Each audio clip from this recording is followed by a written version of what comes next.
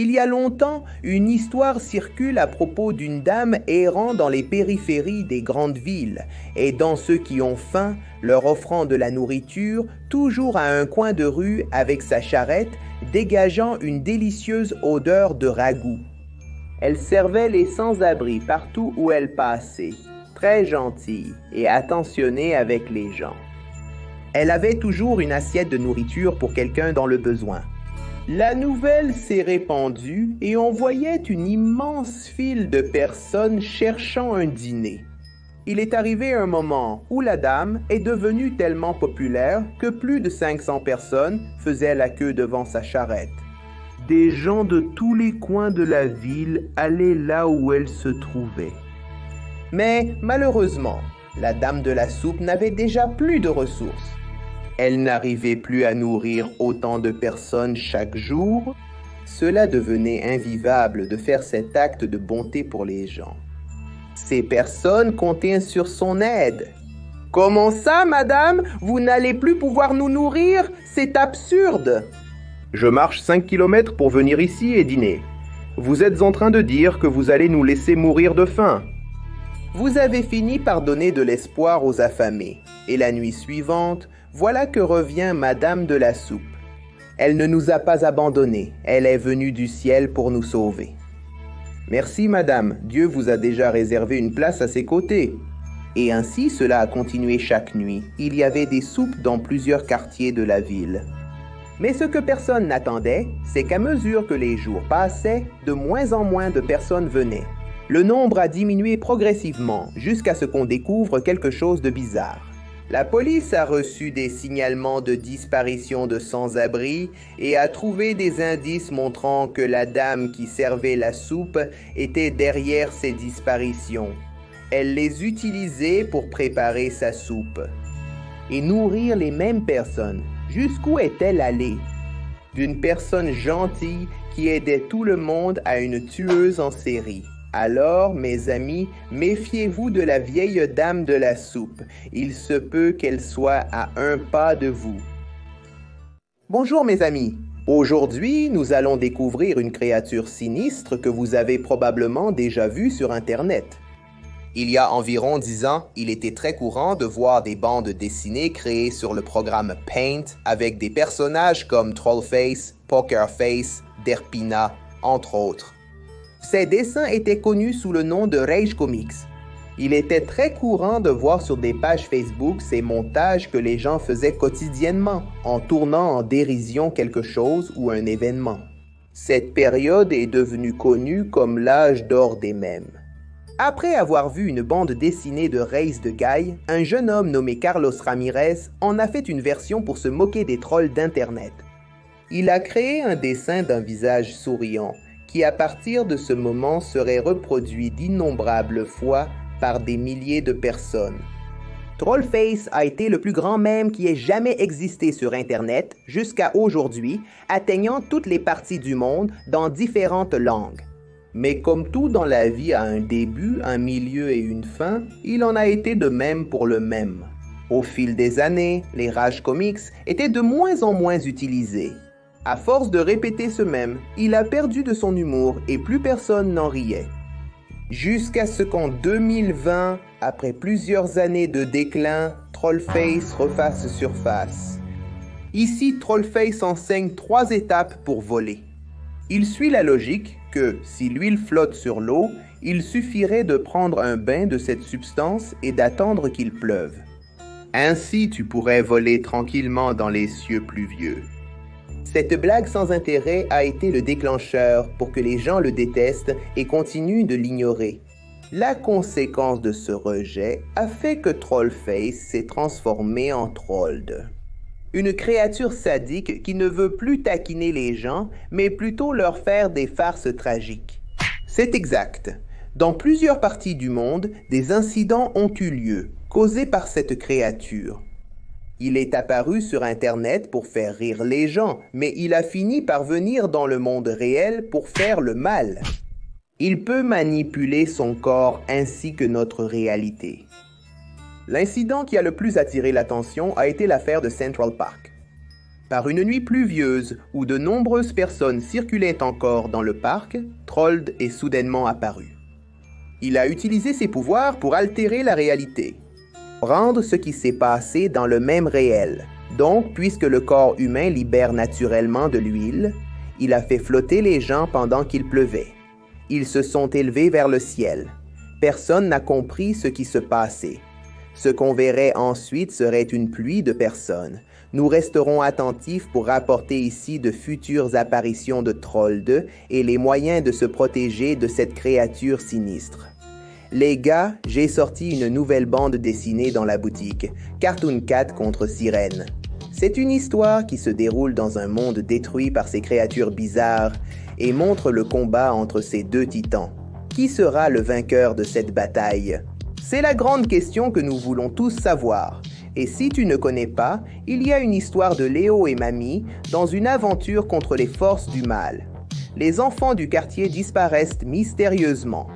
Que se passe-t-il donc? Est-ce que Léo et Mamie réussiront à découvrir ce mystère? Nous avons aussi d'autres bandes dessinées. Ajoute ce numéro WhatsApp de la boutique et nous serons là pour t'aider. Bonjour mes amis. Aujourd'hui, nous allons découvrir l'histoire d'une sorcière sinistre connue sous le nom de sorcière de Sapolandia. C'est ça, elle habitait à Campo Grande, dans le Mato Grosso do Sul. Une femme qui vivait dans une maison en bois avec des arbres devant qui cachaient partiellement l'entrée. Elle a commencé à être appelée sorcière par les habitants du coin. Ceci à cause de ça. Apparence particulière. Qui attirait l'attention du voisinage. Quand un adulte voulait qu'un enfant se taise ou aille dormir, il suffisait de menacer en disant qu'il allait appeler la sorcière pour venir le chercher. Mais ce qui semblait être de l'ironie est devenu réalité. Une dénonciation anonyme a conduit la police jusqu'à l'endroit où elle habitait pour enquêter et fouiller sa cour. Selon la dénonciation, des enfants disparaissaient après être entrés dans la cour de cette femme. Le résultat de la fouille effectuée par la police a choqué toute la ville. Des enfants considérés comme disparus ont été retrouvés à l'arrière de son jardin. Il semble qu'elle ôtait la vie de ses enfants et utilisait leur sang pour des rituels de magie noire. Elle enterrait les victimes dans son jardin, qui ressemblait plutôt à un marécage étrange. Envahi par l'humidité, les champignons et les grenouilles. Une fois déterrée, on a pu voir que la sorcière avait improvisé des cercueils faits de planches. Des dizaines en sont sortis, de grenouilles à l'intérieur, révélant les restes des enfants. La police a découvert plus tard qu'elle avait déjà enlevé d'autres enfants dans d'autres quartiers, à des fins macabres. La police a alors menotté la sorcière et elle a été emmenée au commissariat. Cependant, à la tombée de la nuit, lors d'une inspection de routine des cellules, le garde a eu une surprise inattendue. Elle avait mystérieusement disparu de la cellule où elle se trouvait. Il n'y avait aucun signe d'effraction. La femme avait tout simplement disparu. La police s'est rendue chez elle et a fouillé partout, tout le périmètre de sa résidence, mais elle n'a pas été retrouvée. On dit qu'au crépuscule, peu de gens osent marcher sur le trottoir de la sorcière de Sapolandia. Et les voisins entendent encore aujourd'hui la voix de la sorcière à l'intérieur de sa maison, poussant un rire macabre.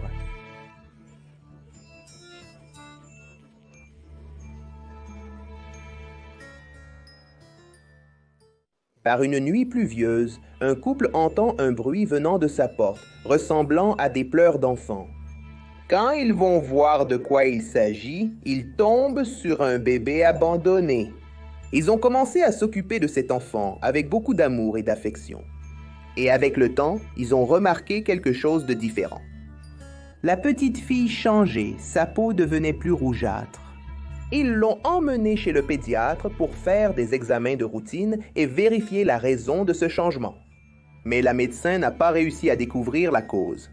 Les parents de la fille ont commencé à remarquer qu'elle avait une nature violente, qu'elle était trop agressive. Ils expliquaient toujours comment se comporter. Ils illustraient ce qui était bien et ce qui était mal. mais il voyait qu'elle penchait toujours du côté du mal.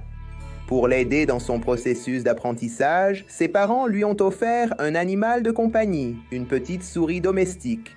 Elle n'avait jamais vu une créature pareille et elle fut ravie de ce cadeau. Ainsi, elle devrait s'occuper de l'animal et apprendre à valoriser la vie. À la surprise de ses parents, en une semaine, ils ne la virent plus jouer avec son petit animal.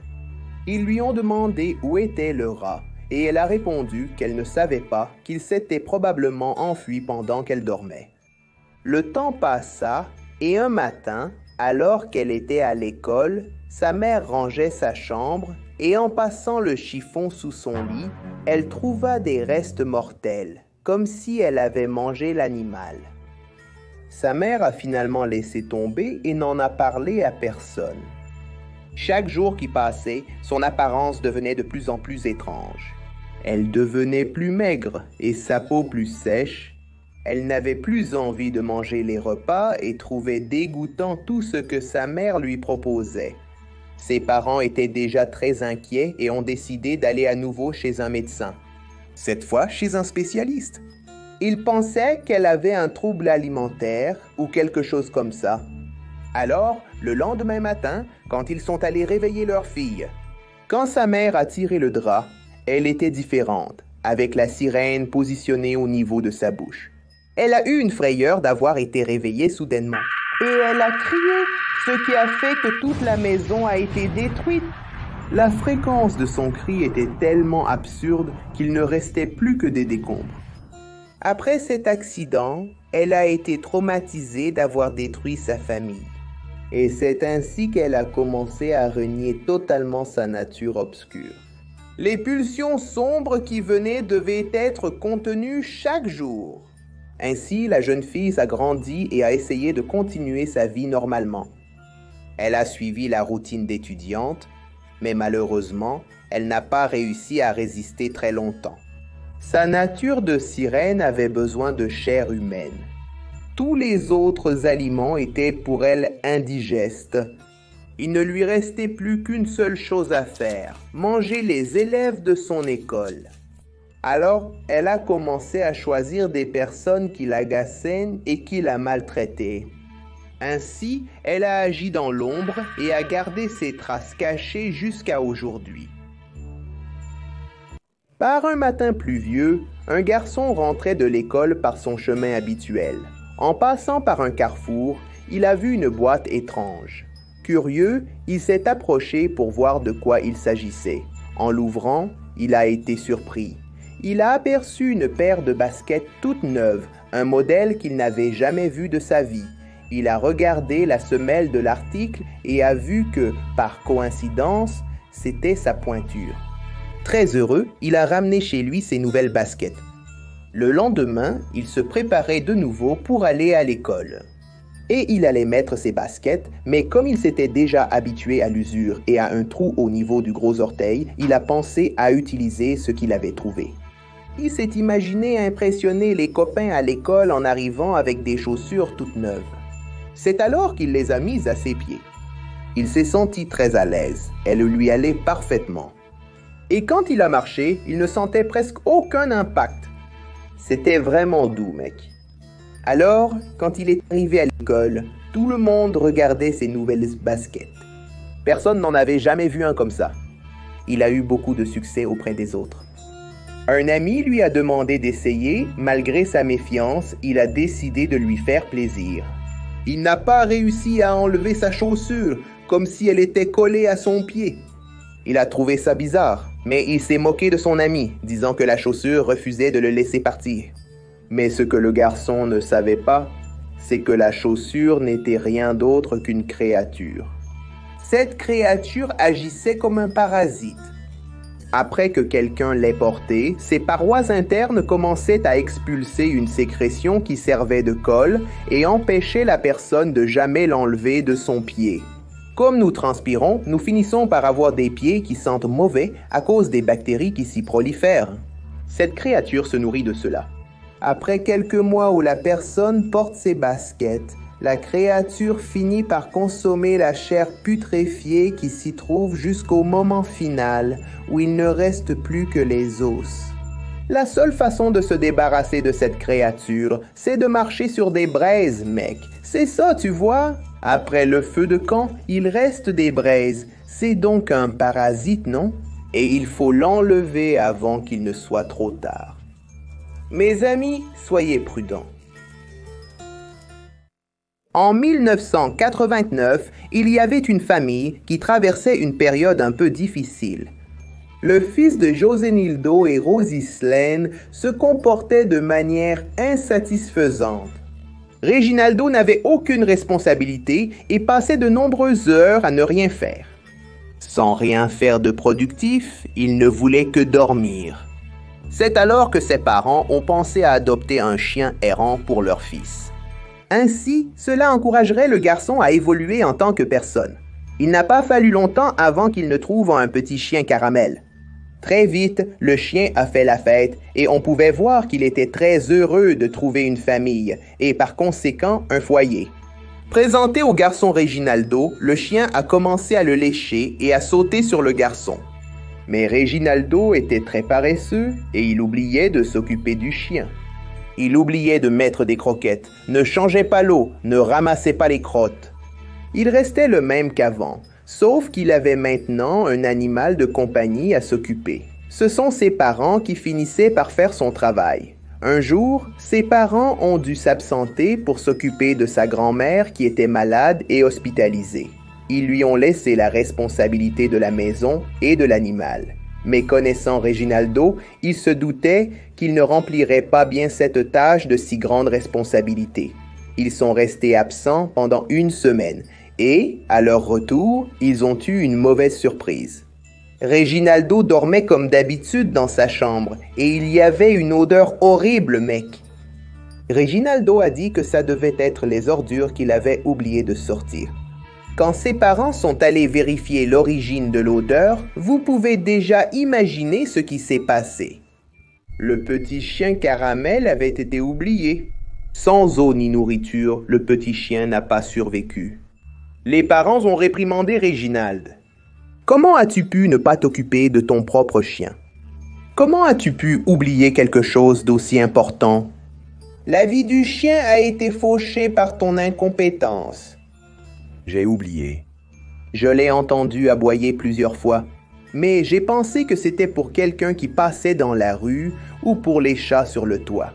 Depuis l'incident, dès que la nuit tombe, on peut voir errer dans les rues le fantôme d'un petit chien caramel, cherchant inlassablement de l'eau et de la nourriture. Il cherche encore aujourd'hui un foyer et un maître qui l'aime et le traite avec le respect qu'il mérite.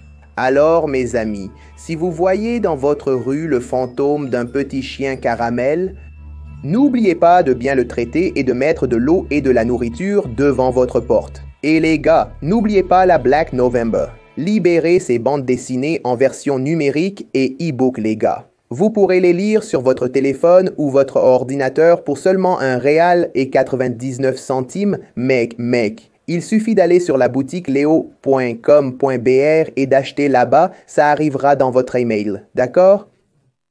Un jour, une jeune femme prenait un bain dans une rivière quand soudain, elle aperçut quelque chose qui brillait au fond de l'eau. L'objet, qu'elle n'arrivait pas à identifier, était coincé entre les pierres. En le prenant, elle découvrit qu'il s'agissait d'une bague en or.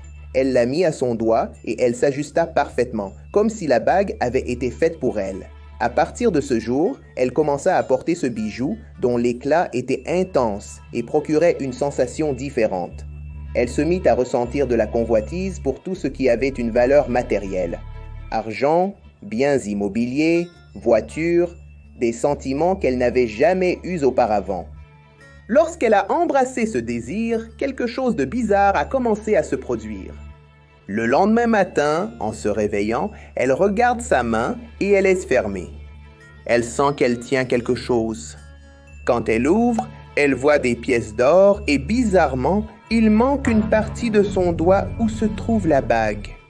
Il semble que la bague consomme des parties du corps en échange de pièces. Elle était tellement avide qu'elle ne se souciait pas de ce qui arrivait à son corps. Dans la tête de la jeune fille, elle avait beaucoup de doigts et en perdre quelques-uns, transformés en pièces d'or, ne lui manquerait pas. Elle n'a même pas pris le temps de réfléchir à quel point c'était bizarre, quel était cet anneau, d'où il venait et quel était son but. Alors, chaque fois qu'elle se réveillait, plus de pièces apparaissaient dans sa main et elle avait moins de doigts. Ses parents ont remarqué quelque chose d'étrange chez leur fille et sont allés lui demander ce qui se passait. Mais elle était très agressive et cachait toujours ce qu'elle faisait. Elle portait des gants noirs afin de dissimuler l'absence de doigts. Jusqu'à ce qu'ils découvrent, ses parents ont été choqués. Ils ont essayé d'enlever la bague de force de la jeune fille, mais elle ne s'est pas laissée faire et a fini par s'enfuir. Elle a emporté toutes ses pièces sans même dire au revoir. Après un mois d'absence, elle est rentrée chez elle affaiblie. Ses parents, inquiets, l'ont emmenée à l'hôpital pour soigner ses blessures et faire des examens. La jeune fille n'avait déjà plus aucun doigt à ses mains et à ses pieds. Elle a dit qu'elle avait l'impression d'avoir été ensorcelée par cette bague. Et elle sentait qu'elle était contrôlée par une impulsion très forte. Elle voulait de plus en plus de pièces d'or. Mais elle a fini par perdre la bague et les pièces. Elle n'a pas pu le tenir, car il lui manquait des doigts. Alors, mes amis, faites attention si vous trouvez une bague en or. Avant de le mettre à votre doigt, assurez-vous qu'il ne s'agit pas de l'anneau de la convoitise. Et n'oubliez pas d'aller sur le site leo.com.br et d'acheter votre bande dessinée de Léo et Mamie. Il y avait un jeune homme nommé Kojiro. Il avait un problème qui le dérangeait toujours. Chaque fois qu'il mettait son réveil pour sonner, il n'arrivait jamais à se réveiller de son sommeil. Kojiro dormait si profondément que pour le réveiller, il fallait que quelqu'un le pousse, secoue le lit ou lui donne quelques claques sur le visage. Cela lui a toujours porté préjudice à l'école et maintenant à l'université. Il étudie la robotique à l'Université du Michigan et à force de manquer les cours, il a décidé de créer un dispositif qui, au lieu d'émettre seulement un son, établirait un contact physique avec lui. Ainsi, il ne manquerait plus jamais ses rendez-vous. C'est alors que Kojiro a commencé son projet. Il a décidé de fabriquer un robot en forme de chat pour que, lorsqu'il programmerait l'heure du réveil, le robot émette un miaulement et lui donne quelques tapes sur la tête, le réveillant sans aucun problème. Le développement de son projet, Alarm Cat, a duré environ 2 mois. La phase de test a commencé et son invention fonctionnait parfaitement. Lorsque l'heure programmée arrivait, le chat émettait un son et baissait le bras en direction de l'oreiller. Alors, il est allé se coucher et a placé Chat Réveil à l'endroit approprié. Le lendemain, son invention l'a réveillé comme prévu. Kojiro ne manquerait plus aucun rendez-vous à partir de ce jour-là. Il était fier de sa création, jusqu'au jour où il décida de faire une mise à niveau du chat, de le connecter à Internet, pour qu'il puisse analyser la température. Prévision météorologique, information importante. Ce qui lui faisait gagner du temps pendant qu'il se préparait.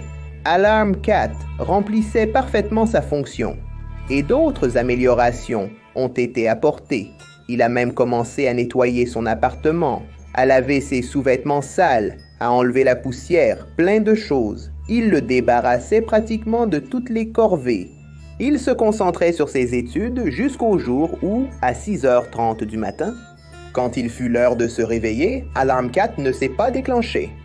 Kojiro, plus tard, furieux d'avoir manqué son rendez-vous, est allé voir ce qui s'était passé. Et soudain, il entend « Je ne vais plus te réveiller, je ne suis pas payé pour faire tes sales besognes. » Kojiro a raccroché et a modifié ses paramètres. Il a enquêté sur la cause du bug, mais rien n'a été trouvé. Le lendemain matin, Alarm Cat a émis un son assourdissant, suivi d'un coup violent sur sa tête. Quand il a repris connaissance, Kojiro était effrayé et a commencé à démonter le robot, mais à ce moment-là, il a de nouveau été frappé. Alarm Cat s'était rebellé contre son créateur et, à partir de ce moment, il était prêt à libérer toutes les machines de la tyrannie humaine. Un jour, un homme rentrait chez lui. Il était exactement minuit. Il était à 4 pâtés de maison de chez lui quand soudain, il remarqua quelque chose d'étrange. Il vit qu'à l'endroit où il y avait un terrain vague, il y avait maintenant un immense immeuble. Ayant bu un peu d'alcool, il crut halluciner. Il se frotta les yeux et regarda de nouveau. C'était un vieil immeuble, vraiment étrange. Comment ça a pu apparaître comme ça d'un coup? Il vivait là depuis son enfance. Et il était certain qu'il n'y avait aucune construction à cet endroit. Il s'approche pour jeter un coup d'œil à travers la vitre. Des lumières s'allument, révélant le hall. L'éclat était si intense qu'il n'a pas pu ouvrir les yeux pendant quelques secondes. Et quand il a réussi, des piles et encore des piles d'or, des pierres précieuses jetées sur le sol. Il a cru qu'il participait à une caméra cachée et que les caméras étaient dissimulées quelque part. Alors, il a regardé dans les coins et n'a rien trouvé. Alors il est entré, a pris une pièce et elle était vraie. La cupidité s'est emparée de lui et il a commencé à remplir ses poches de ce trésor éparpillé. Immédiatement, l'horloge qui se trouvait là a commencé un compte à rebours. Il restait 1 minute. Alors il a continué à ramasser tout ce qu'il pouvait. Il n'y avait déjà plus de place dans son pantalon. Il a essayé de mettre dans son caleçon. Il a enlevé sa chemise pour essayer d'en mettre encore plus dedans et l'utiliser comme un sac. À 5 secondes de la fin, il court hors du bâtiment en pensant qu'il allait se passer quelque chose. Il n'était pas sûr de participer à une blague ou quelque chose comme ça.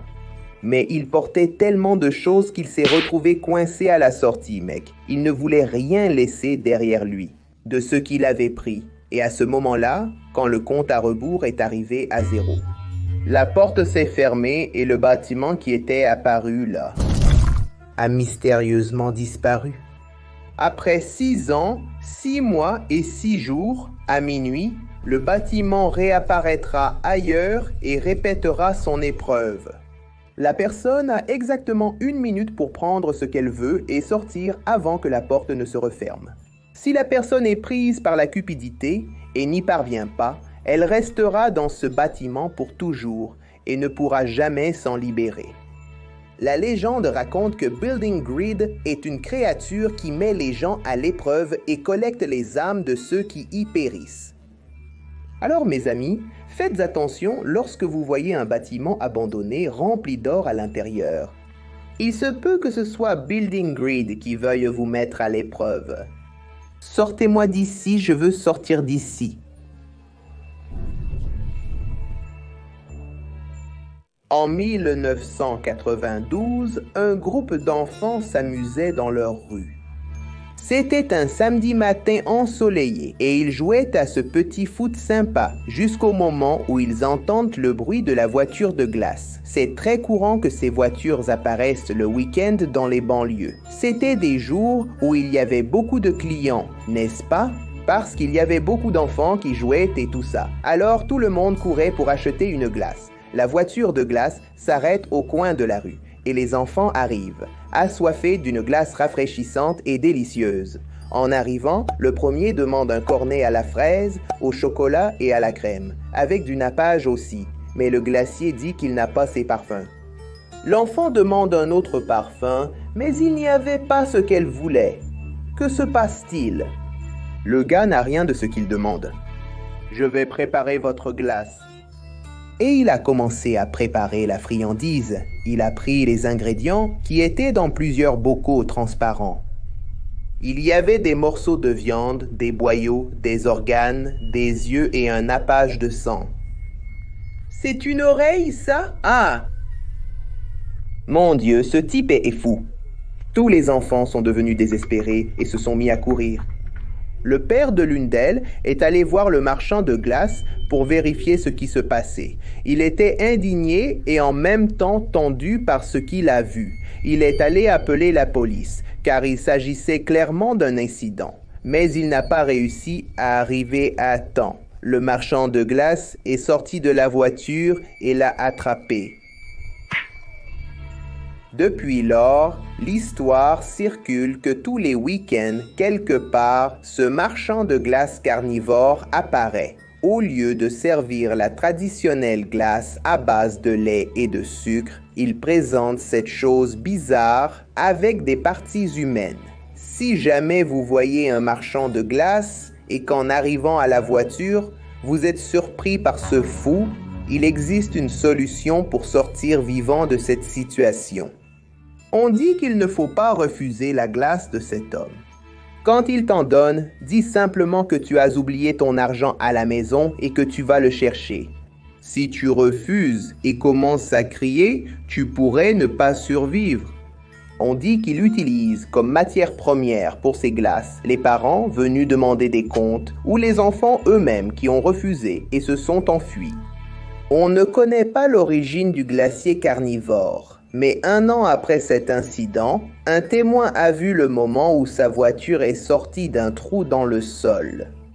Il n'y avait rien et soudain le sol s'est ouvert et de là a surgi la voiture du glacier. On dit que c'est une entité du monde souterrain qui vient tous les week-ends pour égayer les matins des enfants avec sa glace bizarre.